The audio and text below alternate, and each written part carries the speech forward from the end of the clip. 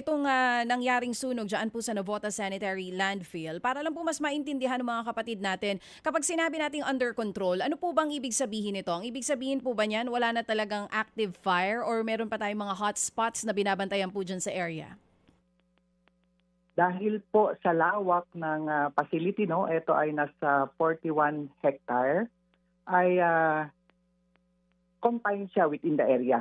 Pero ongoing pa rin po ang ginagawang firefighting operation natin.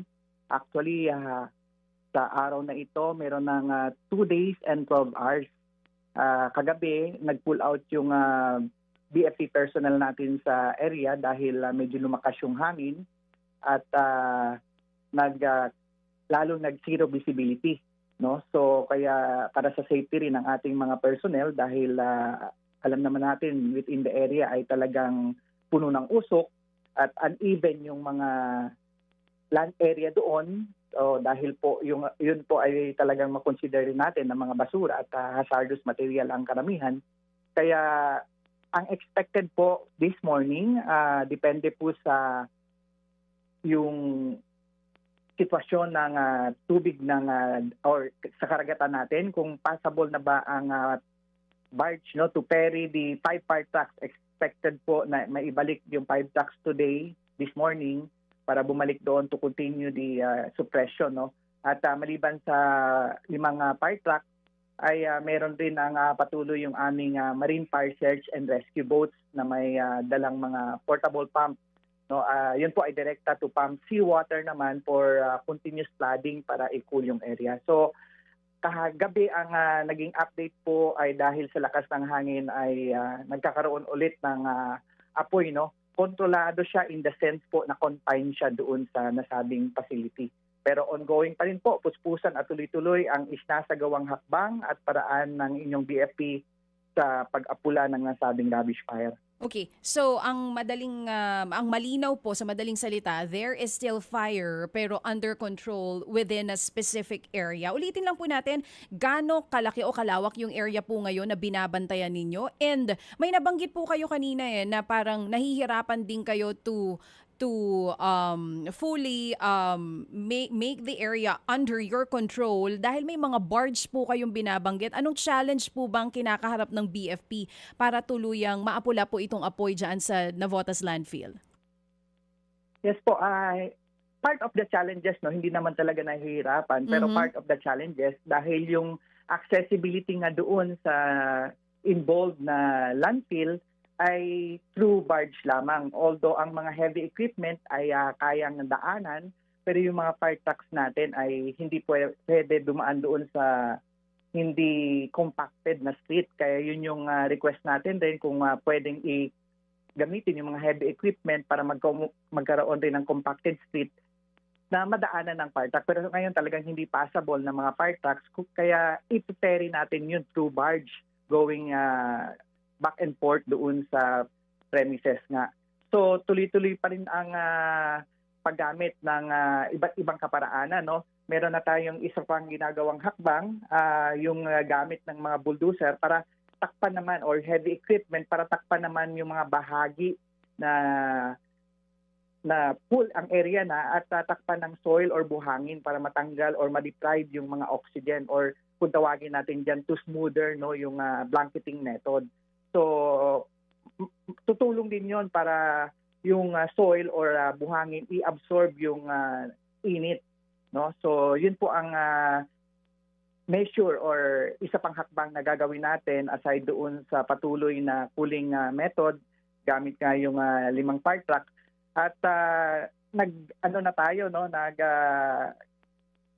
observe na tayo ng incident command system doon para ma-standardize yung command, control at coordination ng nasabing rubbish fire para magkaroon ng effective and efficient response po ng ating mga iba't ibang responders.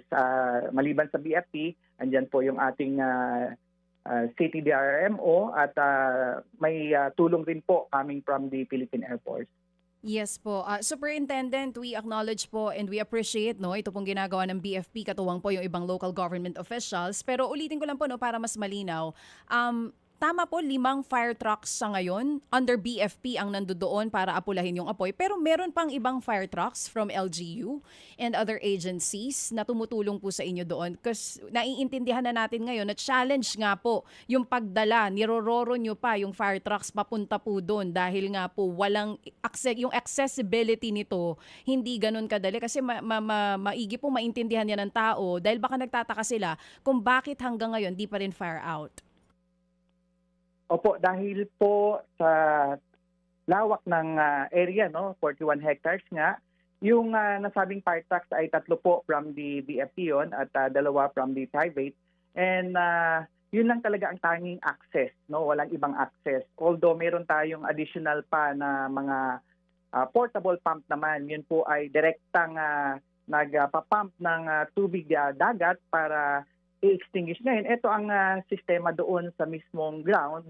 Kung ang apoy po ay sa gitnang bahagi, hindi basta-basta makakalapit ang ating mga responders. Kahit po ay patuloy yung paalala natin sa kanila na must wear the proper protective or personal protective equipment, hanggat maaari yung self-contained breathing apparatus para hindi makasinghot ng mga usok doon at iba pang mga chemical na meron sa surrounding, ay pag lumubog yung fire boots doon sa uneven na mga basurahan, yung mismong fire boots natin kung saan na sunog ay may tendency na mismong fire boots ng ating mga responders doon ay nalulusaw sa sobrang init ng baga pa sa baba. Kaya ang tanging talagang makapenetrate lang doon yung mga heavy equipment tulad nga ng bulldozer. Yes po. Yung ating na mga portable fire pump, isipin na lang natin sa gilid ng karagatan ay nagladlad pa tayo ng halos 1.6 na kilometers para magkaroon ng cooling na patuloy na cooling doon sa mismong kalagitnaan na sunog kung saan kumakalat yung rubbish fire. Mga kapatid, para sa iba pang mga balita at impormasyon, sundan niyo po kami sa X, Instagram, Facebook at syempre sa TikTok, True Network PH. Mag-subscribe din po kayo sa aming YouTube channel, True Network. May website din po tayo, truenetwork.ph. At pwede nyo rin po kaming mapanood sa Channel 19 ng aming True FM TV. Lagi pa rin makinig sa radyo dito po sa 105.9 True FM dahil dito, lagi true sa'yo, kapatid. Ito tayo sa totoo.